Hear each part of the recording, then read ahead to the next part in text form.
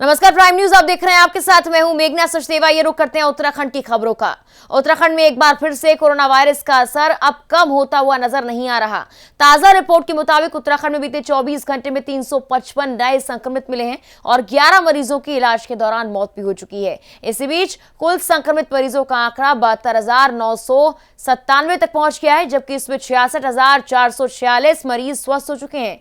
स्वास्थ्य विभाग की रिपोर्ट के मुताबिक बीते 24 घंटे में 10,805 सैंपल्स की जांच रिपोर्ट नेगेटिव आई है। इसी बीच उत्तराखंड में कोरोना से अब तक मरने वालों की संख्या 1,196 पहुंच गई है। बीते 24 घंटे की बात की जाए, 317 मरीजों को इलाज के बाद घर भेज दिया गया है। इनको मिलाकर अब तक 66,464 मरीज ठीक हो चुके हैं, जबकि 4,682 मरीजों का इलाज अब भी जारी है। बीते 24 घंटे की बात की जाए, देहरादून जिले में सबसे ज्यादा यानी कि 128 कोरोना मरीज मिले हैं।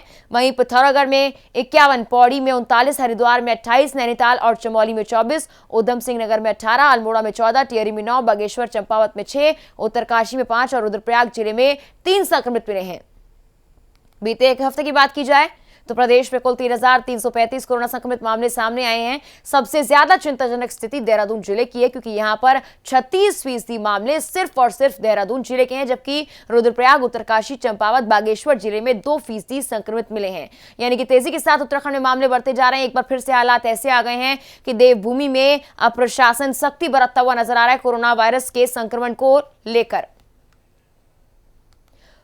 फोन लाइन पर हमारे सहयोगी देहरादून से जितेंद्र जुड़ गए। जितेंद्र, देखिए लगातार मामले बढ़ते जा रहे हैं। फिलहाल प्रशासन के सामने चुनौतियां बहुत है। क्या रणनीति बनाई जा रही है आने वाले वक्त में कोरोना महामारी से निपटने के लिए? जी मेघना, देखिए उत्तराखंड में जैसे जैसे अब सर्दियां बढ़ रही हैं, उसी तरीके से रफ्तार से कोरोना की भी रफ्तार बढ़ रही है और आए दिन जो है केसेस की संख्या बढ़ ही रही है। तो इसको लेकर प्रशासन ने एक तो साप्ताहिक बंदी लागू कर दी है, जिसका कड़ाई से पालन किया जाएगा। सप्ताह में एक दिन पूरे बाजार बंद रहेंगे, आवश्यक सेवाओं को छोड़ के। जितेंद्र, अगर देखा जाए प्रशासन रणनीति जरूर बना रहा है, लेकिन कहीं ना कहीं लोग मानते हुए नजर नहीं आ रहे, क्योंकि हाल फिलहाल में देहरादून में मामले काफी ज्यादा बढ़े हैं और ऐसे में पर्यटन एक बार फिर से प्रभावित होता हुआ नजर आएगा। जी जी जी, स्थिति बहुत भयावह है। हर दिन आए दिन जो है केसेस बढ़ रहे हैं। तो अभी सरकार भी सोच रही है कि इसको किस तरह से निपटा जाए। कोविड सेंटर जो बना रखे हैं वहाँ खास तौर पे दिल्ली से जो उत्तराखंड की कनेक्टिविटी है उस पर खासा ध्यान दिया जा रहा है। एयरपोर्ट, जौलीग्रांट जो एयरपोर्ट है उस पे भी अब पूरी कोविड जांच की जा रही है। और जो सीमा से लगता हुआ हमारा उत्तराखंड और उत्तर प्रदेश की जो सीमा से लगता है, वहाँ स्पेशल एक दस्ता बिठाया हुआ है। सचल दस्ते की भी व्यवस्था कर दी गई है। कोई भी अगर एंट्री कर रहा है तो उनकी प्रॉपर स्क्रीनिंग हो रही है, कोविड टेस्ट किए जा रहे हैं। और अभी अगर देखा जाए तो इस तरीके से केसेस बढ़ रहे हैं तो हो सकता है संभवतः कुछ दिनों में सरकार को ये निर्णय लेना पड़े कि यहाँ रात्रिकालीन कर्फ्यू भी लगा दिया जा सकता है। बिल्कुल जी, धन्यवाद पूरी जानकारी हम तक पहुंचाने के लिए।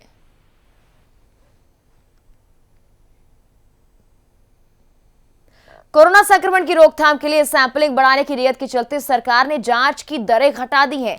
आरटीपीसीआर टेस्ट में 550 से 600 रुपए और रैपिड एंटीजन टेस्ट की फीस में 40 रुपए की कटौती की गई है। इसके साथ ही प्राइवेट प्रयोगशालाओं में कोविड की जांच करने वालों को दरें घटने की राहत मिलेगी। इस मामले में शासन की तरफ से आदेश जारी कर दिया गया है, जिसमें सरकारी और निजी अस्पतालों से भेजे जाने वाले कोविड सैंपल्स की जांच दर को 1400 से घटाकर 850 किया गया है, जबकि निजी प्रयोगशालाओं में किए जाने वाले सैंपल्स की जांच दर को 1500 रुपए से घटाकर 900 रुपए प्रति सैंपल तक किया गया है। इसी तरह रैपिड एंटीजन टेस्ट की दर को 719 से घटाकर 679 कर दिया गया है। यानी कि अब जो दरें हैं वो घटा दी गई है, यानी कि लोगों को सहूलियत मिले और ज्यादा से ज्यादा टेस्ट हो पाए। इस नियत से सरकार ने यह बड़ा कदम उठाया है। रैपिड एंटीजन की टेस्ट फीस में अब कटौती की गई है। उत्तराखंड सरकार ने कोरोना टेस्ट की फीस में कटौती की है। लगातार बढ़ते मामलों को देखते हुए एक बेहतरी का फैसला है। इससे उम्मीद की जा रही है कि ज्यादा से ज्यादा टेस्ट प्रदेश में हो पाएंगे और इससे लोगों को सहूलियत मिल पाएगी। मामले जल्दी सामने आएंगे, जिनको लेकर फिर इलाज भी तेजी के साथ हो पाएगा।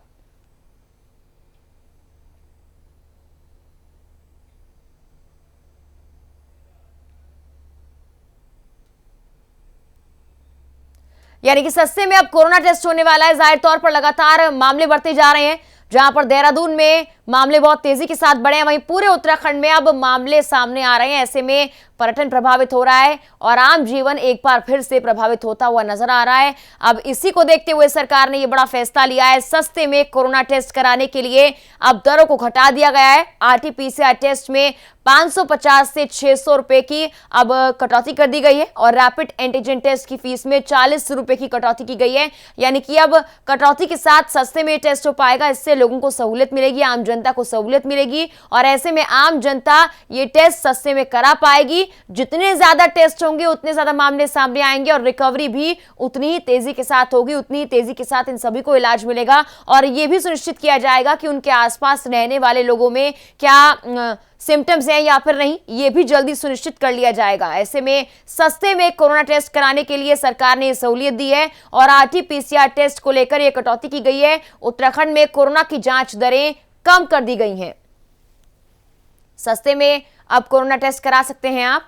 उत्तराखंड सरकार ने कोरोना टेस्ट की फीस में कटौती की है और जाहिर तौर पर इससे जो लोग हैं उनको काफी फायदा होने वाला है। जितनी तेजी के साथ मामले सामने आएंगे, प्रशासन की जो चिंताएं बढ़ी हुई हैं उनमें भी कमी आएगी और मामले भले ही ज्यादा सामने आएंगे लेकिन जल्द सामने आएंगे। इससे इलाज भी जल्द हो पाएगा और उस संक्रमण को फैलने से रोका जाएगा। फोन लाइन पर हमारे सहयोगी जितेंद्र एक बार फिर से जुड़ गए हैं। जितेंद्र, लगातार जिस तरह से मामले सामने आए और उसके बाद सरकार का बड़ा और बेहतरी वाला यह फैसला है, सस्ते में कोरोना टेस्ट अब लोग करा सकते हैं, क्या कुछ जानकारी इसको लेकर? जी देखिए, ये बहुत जरूरी था क्योंकि आम आदमी जो है इतने महंगे टेस्ट को नहीं करा पा रहा था। सरकार ने एक निर्णय लिया कि अगर हमको कोविड पे नियंत्रण पाना है तो उस पे नियंत्रण पाने का एक ही तरीका है कि ज्यादा से ज्यादा टेस्ट हो और मरीजों का पता लग पाए। लेकिन कई मरीज ऐसे हैं जिनके पास 3,000-4,000 रुपया देने को नहीं होता है। आदमी इस चक्कर में अस्पतालों में नहीं जाता है, अपने घरों में बैठा रहता है, तो अपने साथ साथ वो परिजनों को भी संक्रमित कर देता है। उसके बाद कई कम्युनिटी में अगर कहीं जाता है तो वहाँ लोग संक्रमित हो जाते हैं। तो अगर सुलभ टेस्ट होगा, सस्ता टेस्ट होगा तो आदमी जाएगा। अगर उसको थोड़े से भी सिम्टम नजर आएंगे, खांसी जुकाम बुखार के, तो वो जाएगा कि मैं अपना कोरोना टेस्ट करा दूं। तो अगर 500-600 रुपए में अब कोरोना टेस्ट हो रहा है तो लगभग आम आदमी इतना उसको करवा सकता है। तो इससे एक रोक भी लगेगी। जितने ज्यादा परीक्षण होंगे उतने ज्यादा अवेयरनेस भी होगी कि लोगों को जानकारी भी मिलेगी कि मैं अगर संक्रमित हो गया तो मेरे आसपास के लोग संक्रमित ना हो, मैंने टेस्ट करवा दिया, मेरे घर के लोग संक्रमित ना हो। तो कुल मिला के ये अच्छा निर्णय सरकार का है। जी बिल्कुल, धन्यवाद पूरी जानकारी हम तक पहुंचाने के लिए जितेंद्र।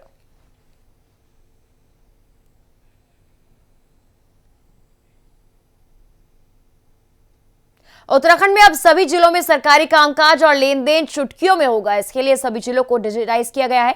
आपको बता दें, मुख्य सचिव ओम प्रकाश ने सभी जिलाधिकारियों को यह काम जल्द से जल्द पूरा करने के निर्देश दिए हैं। वहीं अल्मोड़ा जिले को 31 मार्च 2021 तक मिशन मोड में 100% डिजिटाइज किया जाएगा। सरकार प्रदेश को जल्द से जल्द डिजिटल मोड में लाने की कवायद में जुटी है। ऐसा हुआ तो सरकारी कामकाज की सूरत बदलना तय है। मुख्य सचिव ने वीडियो कॉन्फ्रेंसिंग के जरिए जिलाधिकारियों को डिजिटलाइजेशन अभियान को प्राथमिकता देने के निर्देश दिए। इसमें ऊर्जा, आवास, पेयजल के बिलों के भुगतान डिजिटल तरीके से किए जाएंगे और तेजी से इसके साथ ही काम होगा। साथ ही आदेश ये दिया गया कि बिजली और पानी के बिलों में QR कोड लगाकर भेजा जाए ताकि उपभोक्ताओं को डिजिटल भुगतान करने में आसानी हो।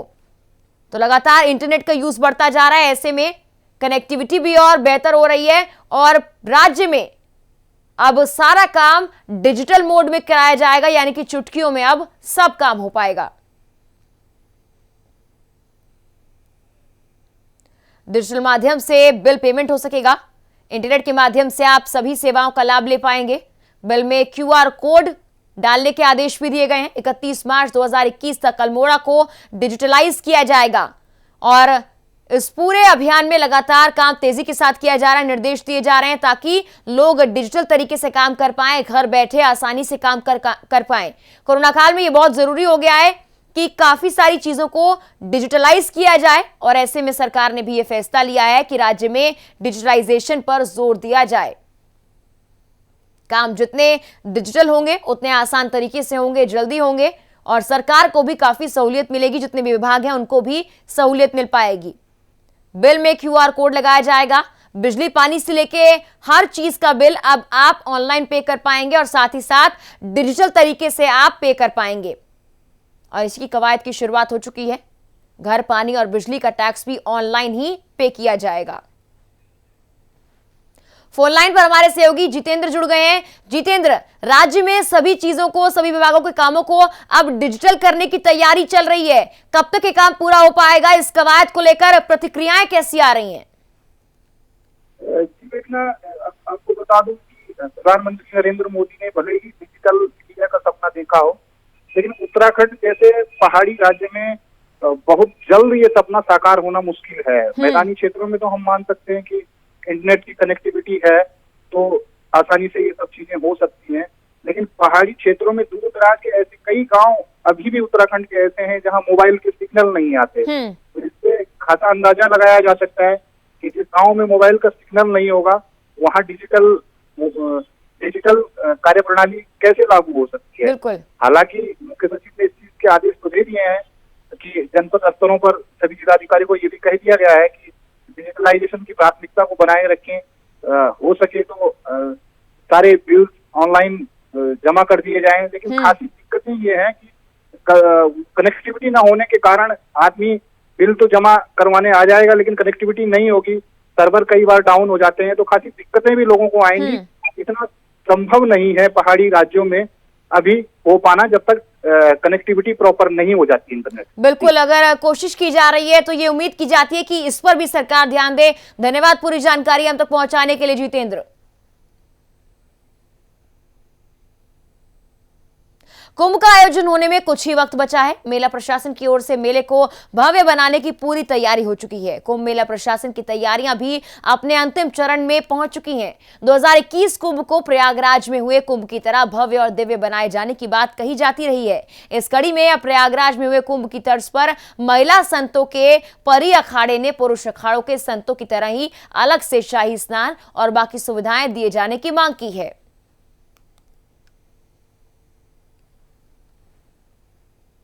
के लिए जमीन दें, सुविधा दें, सुरक्षा दें और स्नान के लिए भी उनकी सुरक्षित व्यवस्था अलग से समय दें, जिससे उनके साथ किसी प्रकार का व्यवधान स्नान में और पूजा पाठ में न हो सके। सरकार ने मुझे आश्वासन दिया है कि जरूर करेंगे।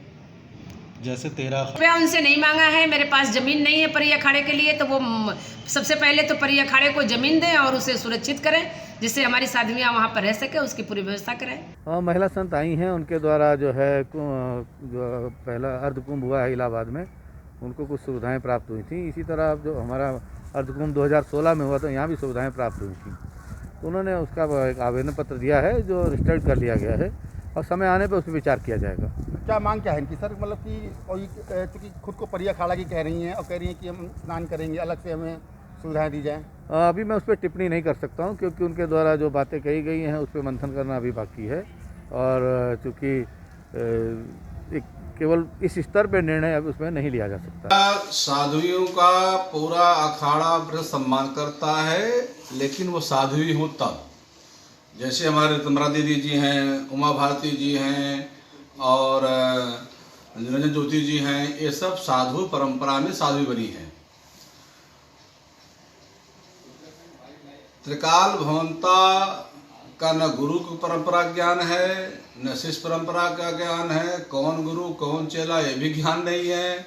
अपने मनमुखी कपड़ा पहन के, खड़ाऊँ पहन के खटपट जहाँ पर जी वहाँ इलाहाबाद प्रयागराज में इन्हें कोई सुविधा नहीं मिली थी, उज्जैन में भी नहीं मिली थी, त्रंबकेश्वर में भी नहीं मिली थी।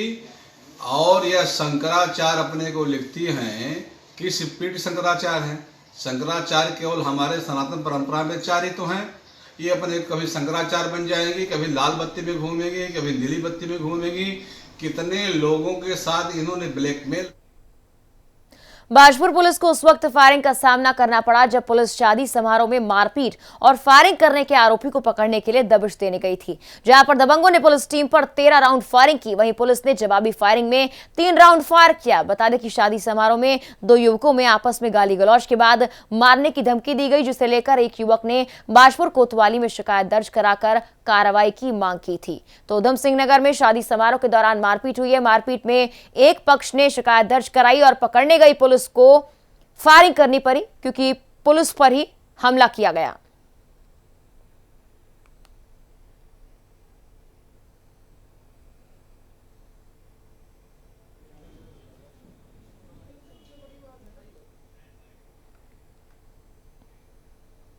और इसी बीच किसानों के प्रदर्शन को लेकर बड़ी खबर सामने आ रही है। एमएसपी के कानून हक को दिलाने की मांग की है। ट्वीट करके सरकार पर प्रियंका गांधी ने निशाना साधा है। प्रियंका ने केंद्र सरकार की नीयत पर सवाल उठाए हैं।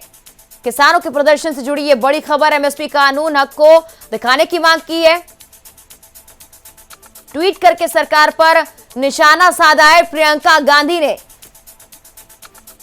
प्रियंका ने केंद्र सरकार की नीयत पर सवाल उठाए हैं। ये बड़ी जानकारी किसानों के उग्र प्रदर्शन को लेकर, क्योंकि लगातार यह आंदोलन बढ़ता जा रहा है। ट्वीट करके सरकार पर निशाना साधा है। किसानों की आवाज दबाने के लिए पानी बरसाया जा रहा है, सड़कें खोदी जा रही हैं। ये ट्वीट में लिखा है प्रियंका गांधी वाड्रा ने। ट्वीट आपके सामने है, देखिए। यह भी लिखा है, लेकिन सरकार उनको दिखाने या बताने के लिए तैयार नहीं कि एमएसपी का कानून हक की बात कहां पर लिखी है। एक देश एक चुनाव की चिंता करने वाले प्रधानमंत्री जी को एक देश एक व्यवहार की चिंता और उसे लागू करना चाहिए। ये ट्वीट आपके सामने जो प्रियंका गांधी वाड्रा ने लिखा है, सरकार को घेरा है, सरकार पर निशाना साधा है और साफ तौर पर किसानों के मुद्दे को लेकर पहले भी प्रियंका गांधी वाड्रा और कांग्रेस के तमाम बड़े चेहरे सरकार को घेरते हुए नजर आए हैं, सरकार के विरोध में नजर आए हैं और किसानों को भी कांग्रेस का समर्थन मिलता हुआ नजर आ रहा है। किसानों के प्रदर्शन से जुड़ी ये बड़ी जानकारी आपको हम दे रहे हैं।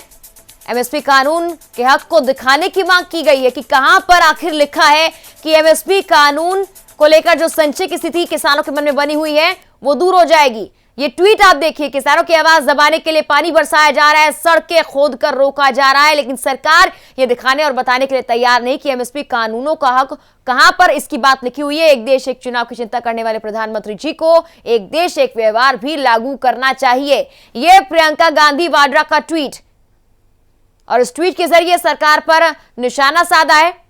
किसानों का प्रदर्शन लगातार बढ़ता जा रहा है। आज भाकियू का समर्थन मिल गया है। पूरे देश में अलग अलग जगह चक्का जाम किया जा रहा है। वहीं आगे बढ़ते हैं खबरों में। प्रधानमंत्री नरेंद्र मोदी देव दीपावली को देखने के लिए बनारस आ रहे हैं। उनके इस दौरे को अंतिम रूप देने की जिम्मेदारी खुद मुख्यमंत्री योगी ने संभाली है।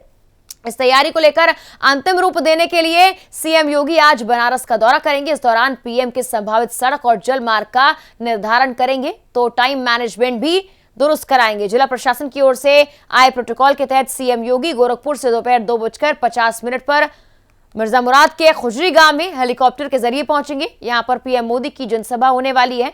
तैयारियों का जायजा लेते हुए सीएम योगी हेलीकॉप्टर से ही सीधे डोमरी जाएंगे, जहां पर संत अवधूत भगवान राम घाट पर नाव में सवार होंगे और सीधे ललिता घाट जाएंगे। बाबा श्री काशी विश्वनाथ दरबार में मत्था टेकेंगे और निर्माणाधीन कॉरिडोर का जायजा लेते हुए राजघाट पहुंचेंगे, जहां पर प्रधानमंत्री मोदी पहला दीप जलाएंगे। तो सीएम योगी का यह वाराणसी दौरा है। प्रधानमंत्री नरेंद्र मोदी का संभावित जो दौरा है उसको लेकर पहले सीएम योगी यहां पर तैयारियों का जायजा लेने के लिए पहुंच रहे हैं। उनके इस दौरे को अंतिम रूप देने की जिम्मेदारी खुद सीएम योगी ने ली है। आपको बता दें, तैयारियों को अंतिम रूप देने के लिए सीएम योगी आज बनारस का दौरा करेंगे और पीएम के संभावित सड़क और जल मार्ग का निर्धारण करेंगे, तो टाइम मैनेजमेंट भी दुरुस्त कराएंगे। जिला प्रशासन की ओर से प्रोटोकॉल आया है, जिसके तहत सीएम योगी गोरखपुर से निकलेंगे दोपहर 2:50 पर। उसके बाद मिर्जा मुराद के खुजरी गांव में हेलीकॉप्टर के जरिए पहुंचेंगे। यहां पर पीएम मोदी की जनसभा होने वाली है। यहां पर तैयारियों का जायजा लेंगे। तैयारियों का जायजा लेते हुए सीएम योगी हेलीकॉप्टर से ही सीधे डोमरी भी जाएंगे।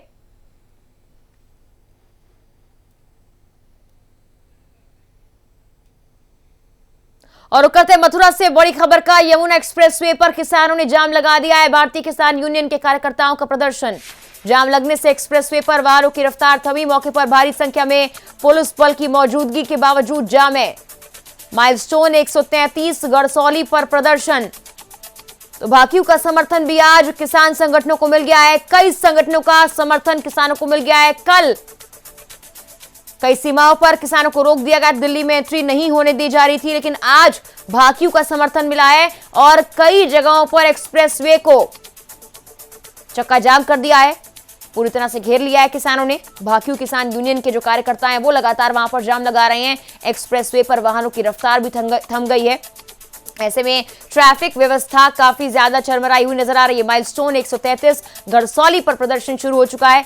लगातार धीरे धीरे कई जगहों से खबरें सामने आ रही है जहां पर यह प्रदर्शन हो रहा है। मथुरा से जानकारी आपको दे रहे हैं, यमुना एक्सप्रेसवे पर भारतीय किसान यूनियन के कार्यकर्ताओं का यह प्रदर्शन। जाम लगने से एक्सप्रेसवे पर वाहनों की रफ्तार थम गई है और ऐसे में वहां से गुजरने वाले यात्रियों को काफी परेशानियों का सामना करना पड़ रहा है। हालांकि जिस तरह से किसान डटकर सामने आए, ऐसा लग रहा है कि दोनों तरफ से हट कर लिया गया है और कोई भी मानने को तैयार नहीं है, ना ही किसान और ना ही सरकार। फिलहाल देखने वाली बात होगी 3 दिसंबर की जो मीटिंग की बात कही है, क्या उससे किसान या भाकियों के कार्यकर्ता आश्वासित होते हैं, क्या इस प्रदर्शन को रोक लिया जाता है या फिर पुलिस प्रशासन को और कोई तरीका अपनाना पड़ेगा किसानों को रोकने के लिए, इस प्रदर्शन को रोकने के लिए जो कि उग्र होता हुआ नजर आ रहा है।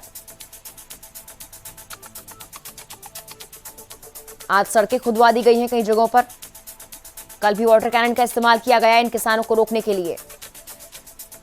फोन लाइन पर हमारे सहयोगी ब्रजेश सिंह जुड़ गए, उनसे जानकारी लेते हैं। ब्रजेश, लगातार जो किसानों का समर्थन है वो कई संगठन कर रहे हैं, भाकियू भी इनके समर्थन में आ गया है और माइलस्टोन 133 गरसौली पर प्रदर्शन हो रहा है। क्या कुछ जानकारी, क्या कुछ अपडेट है? जी मोनिका, हम आपको बताएं कि यहाँ पर गरसौली पर जो किसानों का प्रदर्शन चल रहा है, यहाँ में अनेक लोग जुड़ चुके हैं, जैसे कि राजनीतिक पार्टी और कुछ जैसे पब्लिक के लोग भी हैं और यहाँ पर उपद्रव चल रहा है। ब्रजेश, ये कहा जा रहा है कि पुलिस प्रशासन वहां पर मौजूद है, लेकिन कोशिश करने के बावजूद चुनौतियां पुलिस प्रशासन के लिए बढ़ती जा रही हैं। क्या और फोर्स की मांग की जा रही है, और फोर्स बुलाई जा रही है वहां पर?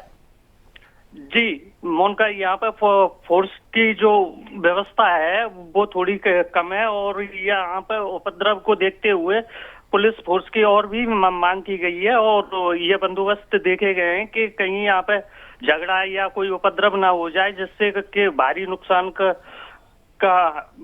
हिसाब किताब बन जाए कि यहाँ पे। बिल्कुल ब्रजेश, उपद्रव की स्थिति बनी हुई है। धन्यवाद पूरी जानकारी हम तक पहुंचाने के लिए।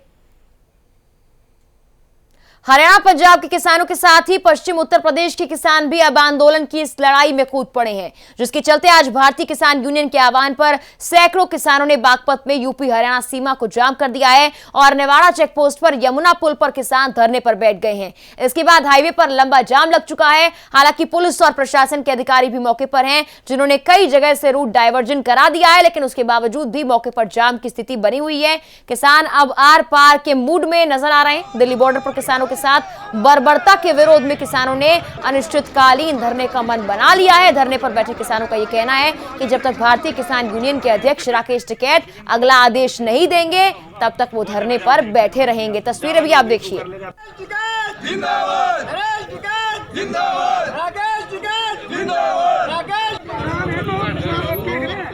कल तक ये कहा जा रहा था सिर्फ पंजाब के किसान धरने पर बैठे हैं और कहीं ना कहीं राजनीति इसमें की जा रही है, लेकिन आज पश्चिम यूपी के किसान भी अब इस लड़ाई में कूद पड़े हैं, इस जंग के मैदान में कूद पड़े हैं और जाहिर तौर पर इसे जंग कहना ही सही है, क्योंकि किसान अब साफ तौर में आर और पार के मूड में है। लगातार किसान जिस तरह से विरोध कर रहे हैं, कल जो बर्बरता किसानों के साथ हुई उसके बाद भी किसान पूरी तरह से यहाँ पर पीछे ना हटने के मूड में नजर आ रहे हैं। ऐसे में पश्चिम यूपी के किसान भी अब इस जंग के मैदान में कूद चुके हैं। हालांकि सरकार इस पर क्या नीतियां बनाती है, क्या जो आश्वासन दिया गया है उससे किसान शांत होते हैं, यह आने वाला वक्त बताएगा। यूपी और हरियाणा की सीमा पर भाकियू का ये चक्का जाम, तस्वीरें आपके सामने। लगातार संख्या बढ़ती जा रही है कार्यकर्ताओं की।